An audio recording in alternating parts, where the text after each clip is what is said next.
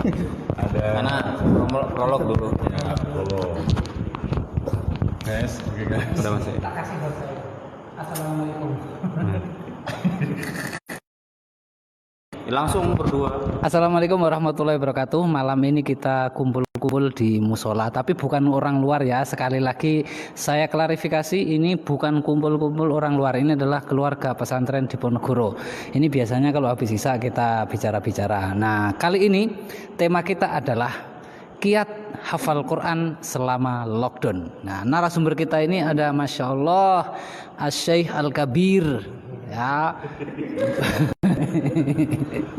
Ya, semua orang sudah kenal sama beliau. Bagi yang kenal, kalau yang belum kenal ya enggak. Ya, ini meskipun tidak terkenal di bumi tapi terkenal di langit. Selanjutnya host kita adalah Al-Ustadzul Fadil Bahrudin Jamil. Kami persilahkan. Bismillah. Assalamualaikum warahmatullahi wabarakatuh. Oke guys. Apa tuh? Mati dia. Itu masih. Iya tuh. Ya. Ala Rasulillah la haula wala quwata illa billah. Ikhwatiflah yang dirahmati Allah Subhanahu wa taala.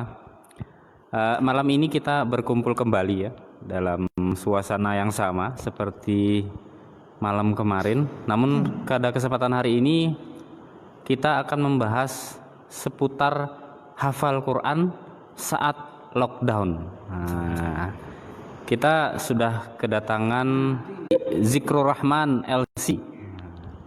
Beliau kelahiran Karangasem, tepatnya di Kampung Kecicang Islam. Nah, ini. Sebenarnya beliau tuh masih murid saya. Tapi murid materi pendidikan kewarganegaraan ya. Iya, masih murid saya ini. Tapi sekarang jadi kiai saya. Insyaallah. Baik, kita kembali ke tema.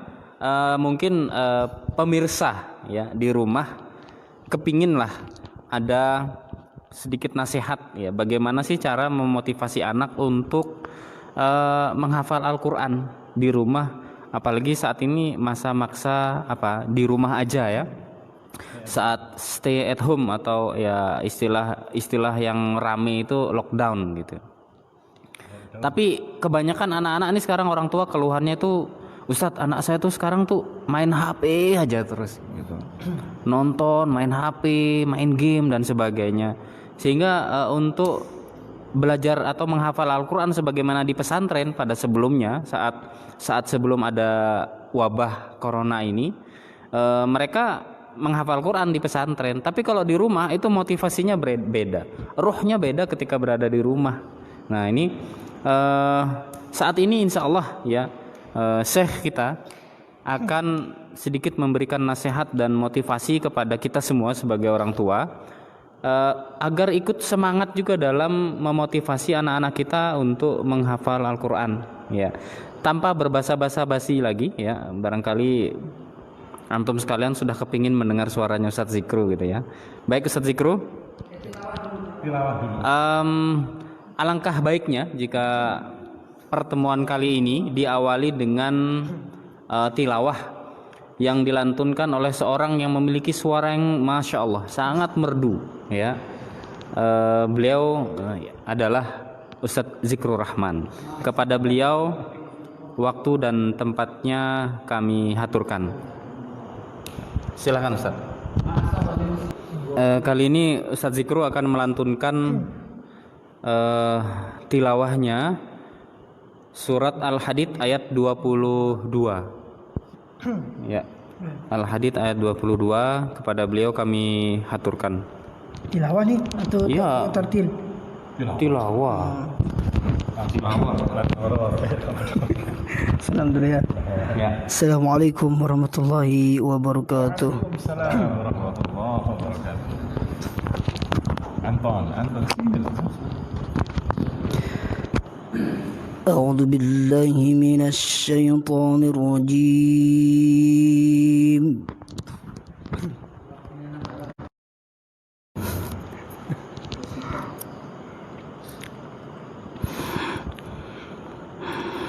بسم الله الرحمن الرحيم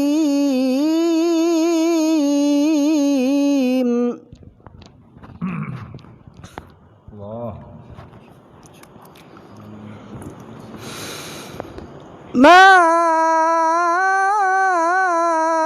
أصاب من مصيبة في الأرض ولا في أنفسكم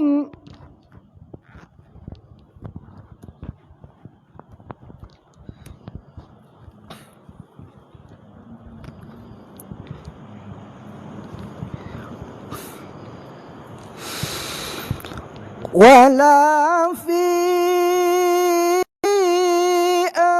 أنفسكم إلا في كتاب من قبل أن نرآها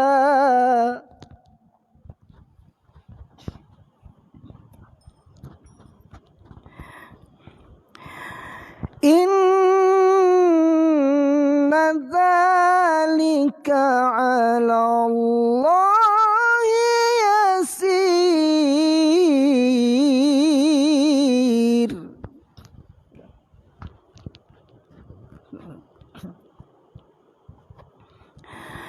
لكي لا تأسوا على ما فاتكم لا تفرحوا بما آتاكم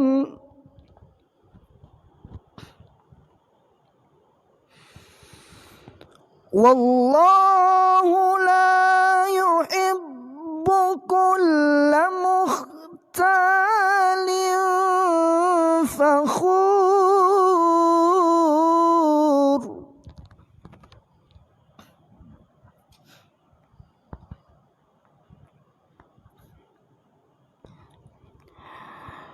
الذين يبخلون ويأمرون الناس بالبخل ومن يتول فإن الله هو الغني الحميد.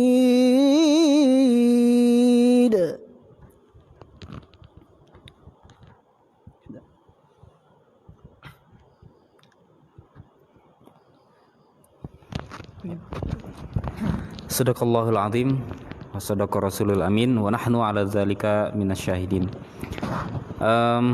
Ikhwati fillah yang dirahmati oleh Allah Subhanahu wa taala.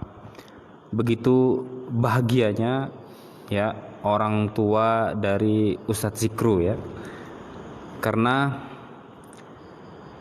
dalam sebuah riwayat dijelaskan bahwa ketika seorang anak memiliki hafalan Al-Qur'an, maka orang tuanya kecipratan barokahnya, yaitu apa? Di akhirat nanti anaknya itu akan mempersembahkan mahkota kemuliaan ya kepada orang tuanya. Bahkan ketika si orang tua itu memang sudah ditakdirkan benar-benar masuk ke dalam neraka, mereka akan terselamatkan dari api neraka berkat dari apa? Berkahnya menghafal Al-Qur'an ya. Baik, nanti akan dijelaskan lebih detail lagi oleh Ustadz Zikru ya, tanpa berbasa-basi lagi. Kepada beliau Ustadz Zikru kami haturkan mohon nasihat dan motivasinya kepada kami semuanya ya selaku orang tua. Bismillahirrahmanirrahim. Assalamualaikum warahmatullahi wabarakatuh. Innal hamdalillah nahmaduhu wa nasta'inuhu wa nastaghfiruh billahi min shururi anfusina wa sayyiati a'malina may yahdihillahu fala mudilla lahu wa may yudlil fala hadiya lahu wa asyhadu an la ilaha illallah wahdahu la syarika lahu wa وأشهد أن محمدا عبده ورسوله اللهم صل وسلم على نبينا محمد وعلى آله وأصحابه ومن تبعهم بإحسان إلى يوم الدين. Amma ba'd. Para pemirsa yang dirahmati Allah Subhanahu wa taala, alhamdulillah kita memuji dan bersyukur kepada Allah Jalla Jalaluh yang pada hari ini, malam ini masih memberikan kita kesehatan, masih memberikan kita kesempatan untuk bisa beraktivitas. Ini merupakan nikmat yang terbesar dari Allah Subhanahu wa taala yang wajib untuk kita syukuri bersama. Salawat serta salam semoga tetap tercurahkan kepada Nabi kita Nabi Muhammad sallallahu alaihi wasallam, seorang rasul yang mulia yang diutus oleh Allah Subhanahu wa taala untuk menyempurnakan akhlak yang mulia. Para pemirsa yang dirahmati Allah Subhanahu wa taala, di zaman yang penuh wabah ini, ya, kita sebagai umat yang beriman kepada Allah Subhanahu wa taala tidak boleh berputus asa, tidak boleh bersedih karena musibah yang Allah turunkan kepada hamba-hambanya. Itu pasti ada hikmah di balik musibah itu. Intinya ketika seorang ditimpa musibah, hendaklah dia banyak bersabar dan berdoa kepada Allah Subhanahu wa taala semoga wabah ini dihilangkan oleh Allah Subhanahu wa taala. Kalau kita ingin menjadi hamba-hamba Allah yang berbahagia, yaitu ketika diberikan musibah Allah, kita harus selalu bersabar atas musibah itu. Seorang ulama mengatakan unwanus sa'adah salasah. Jadi tanda kebahagiaan seorang itu ada 3. Idza u'tiya syakara, ketika diberikan nikmat dia bersyukur. Banyak nikmat ini, baik itu nikmat sehat, nikmat kesempatan, nikmat harta, dan nikmat-nikmat yang lainnya. Ketika diberikan nikmat dia bersyukur. Wa idza betuliya sabara, ketika diberikan ujian oleh Allah maka dia bersabar. Ini tanda kebahagiaan. Yang ketiga, wa idza adnaba istighfara, ketika dia berbuat dosa dia selalu beristighfar kepada Allah Subhanahu wa taala. Oleh karenanya di musibah ini ya yang menimpa kita semua, kita harus hadapi dengan bersabar. Insyaallah di balik kesabaran kita ini Allah Subhanahu wa taala akan siapkan hikmah yang besar bagi kita. Karena memang terkadang ketika orang bersabar memang terasa berat, ya, terasa pahit bersabar itu. Tapi ingat, buah dari kesabaran itu ya lebih manis daripada madu. Disebutkan oleh ulama ya dalam syairnya, as-sabru murrun, ya, kesabaran itu pahit memang, orang bersabar itu, walakinna awaqibahu ahlan minal asal, akan tapi buah dari kesabaran itu ya lebih manis daripada madu. Para pemirsa yang dirahmati Allah Subhanahu wa taala, ya di merebaknya musibah ini ya kita dianjurkan oleh pemerintah, oleh ulama untuk bersabar, untuk berdiam diri di rumah. Nah, apa yang harus kita lakukan ketika kita berada di dalam rumah agar kita tidak jenuh di dalam rumah kita? Ya, terkadang orang kalau di rumah terus terasa jenuh sekali, ya, tidak ada aktivitas sama sekali. Maka di sini saya akan memberikan sebuah amalan ibadah ya yang mana ketika kita lakukan kita tidak akan merasa jenuh di dalam rumah kita, yaitu dengan apa? Kita memperbanyak membaca Al-Qur'an. Karena Al-Qur'an ini ya obat dari segala penyakit, termasuk obat galau. Misalkan orang lagi galau, lagi sedih, gundah gulana karena ditimpa musibah, maka dia hiburlah dirinya dengan apa? Dengan membaca Al-Qur'an. Ya, dengan baca Al-Qur'an. Kemudian yang lebih bagus lagi, tidak hanya sekedar membaca Al-Qur'an di rumah, tapi kita berusaha untuk menghafalkan Al-Qur'an itu. Ya, karena tidak akan pernah rugi orang-orang yang membaca Al-Quran, yang menghafal Al-Quran tidak akan pernah rugi. Bahkan setiap huruf yang kita baca dalam Al-Quran itu bernilai pahala. Ya, jadi barang siapa yang baca satu huruf Al-Quran, maka dia akan memperoleh kebaikan. Ya. Man qara'a harfan min kitabillah falahu bi hasanah wal hasanatu bi asyri amsalha. Barang siapa yang membaca satu huruf saja dalam Al-Quran, maka dia akan memperoleh satu kebaikan, dan kebaikan akan dilipat gandakan menjadi 10 kali lipat. Bayangkan kalau kita membaca Al-Quran, ya, satu huruf dilipat gandakan menjadi 10 kali lipat. Bagaimana kalau kita membaca satu lembar, atau lebih-lebih lagi kita baca 30 juz Al-Quran, berapa pahala yang akan kita dapatkan? Ya, Rasulullah SAW mengatakan, la aqulu alif lam mim. Ya, jadi para pemirsa yang dirahmati Allah Subhanahu Wa Taala, ya, di sini saya akan memberikan beberapa kiat atau tips ketika lockdown.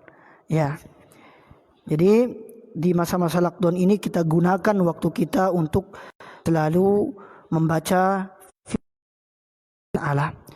Insya Allah, ya, ketika kita tidak sulit menghafal itu, intinya ada kemauan.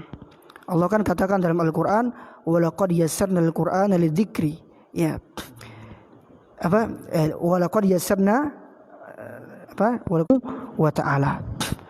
Karena sesungguhnya ibadah apapun yang diniatkan ikhlas karena Allah, ya insya Allah akan besar pahalanya.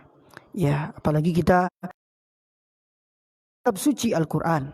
Ya, intinya ikhlaskan niat kita di dalam membaca Al-Quran. Kemudian setelah itu, ya, banyak mengulang, ya, mengulang-ulang. Jadi setelah kita membaca, kemudian kita hafalkan, dan perbanyaklah mengulang-ulang hafalan itu. Walaupun hanya hafal 3 murojaah atau tikrar, mengulang-ulang hafalan itu. Ya, tentunya ketika seorang ingin punya hafalan, ya dia harus menghafal. Ya, harus menghafal. Ya, kalau orang ingin punya hafalan kemudian enggak menghafal, ya dia tidak akan punya hafalan. Ya, intinya menghafal. Kemudian apa kiatnya? Yang ketiga, gemar beramal dan tinggalkan maksiat. Ya. Jadi kalau kita ingin cepat, ya, hafal Al-Quran, ya, di masa-masa lockdown ini, ya intinya kita gemar mengamalkan Al-Quran itu. Terkadang ada orang mengaku cinta dengan Al-Quran, mengaku Al-Quran itu kitab suci dia, tapi ternyata dia jauh dari Al-Quran. Al-Quran hanya dijadikan pajangan saja, tidak pernah dibaca, tidak pernah dihafalkan. Ya, makanya betul kata seorang ulama, ya, Ibrahim bin Adham rahimahullah ta'ala, ya, ketika ada sekerumunan, ya, orang-orang Basrah mengadu kepada Ibrahim bin Adham, ya Aba Ishaq, dia mengatakan, wahai Abu Ishaq, nad'ullaha mundu dahrin fala yastajibu lana. Kami berdoa kepada Allah Subhanahu Wa Taala, tapi Allah belum mengabulkan doa kami. Ya, kenapa itu wahai Imam? Kemudian Ibrahim bin Adham mengatakan, ya ahlul Basrah, ma tadhkurubukum bi aswati asya. Kenapa doa-doa kalian tidak dikabulkan oleh Allah Subhanahu Wa Taala? Karena hati kalian sudah mati disebabkan oleh 10 perkara. Apa di antaranya? Ya, ini di antaranya, araftumullah wa lam tu'addu haqqahu. Kalian mengaku mengenal Allah tapi tidak pernah menunaikan hak-hak Allah. Yang kedua, ya, di antaranya ini, qara'tum kitaballah wa lam ta'malu bihi. Kalian membaca Al-Quran tapi tidak pernah mengamalkan Al-Quran. Terkadang ada orang hanya baca Quran tapi tidak pernah mengamalkan isi dari Al-Quran itu. Bahkan lebih-lebih lagi, orang sama sekali tidak mau baca Quran. Jangankan mau ngamalin, baca saja enggak. Ya. Ya, makanya, ya, di masa-masa, ya, penuh dengan musibah ini, kita senantiasa mendekatkan diri kita kepada Allah Subhanahu Wa Taala dengan apa? Ya, dekati, ya, Allah, yaitu dengan membaca Al-Quran. Ya, sering-sering baca Al-Quran di rumah. Kemudian apa kiatnya? Tinggalkan maksiat. kalau ingin cepat hafalan, ya tinggalkan maksiat itu. Karena ingat, yaitu ya bisa mempengaruhi kehidupan manusia. Apalagi ketika seorang menghafalkan Al-Quran, kalau dia bermaksiat, ya akan cepat hilang hafalannya. Ya, makanya ketika seorang ulama ya ditanya, itu Imam Ahmad rahimallahu taala, ketika beliau ditanya ma asrul wasilah lil hifdzi, bagaimana cara yang paling cepat untuk menghafalkan Al-Quran? Ilzamil hasanat wa da'is sayyi'at. Ya kalau yaitu rajin melakukan amal kebaikan dan tinggalkanlah kemaksiatan. Kalau ingin cepat hafal Al-Quran, ya sekelas Imam Syafi'i saja, ya ini ulama besar, bisa hilang hafalan beliau gara-gara hanya melakukan ya kemaksiatan yang kecil. Orang-orang itu gemar maksiat, ya, apalagi orang gemar bermaksiat. Maka intinya tinggalkanlah semua kemaksiatan. Kemudian kiat yang keempat, ketika kita ingin cepat menghafalkan Al-Quran, ya kita fahami ya makna di dalam ayat Al-Quran yang kita baca. Lebih-lebih kita kuasai tafsir setiap ayat. Kata beliau, kami menghafalkan Al-Quran di dalam sehari itu sebanyak 5 ayat. Dan kami tidaklah menambah lebih dari itu, kata beliau, sampai kami menguasai tafsir ayat-ayat tersebut. Ini ulama. Kemudian beliau mengatakan, sungguh akan datang suatu kaum di mana mereka namun mereka tidak mengamalkan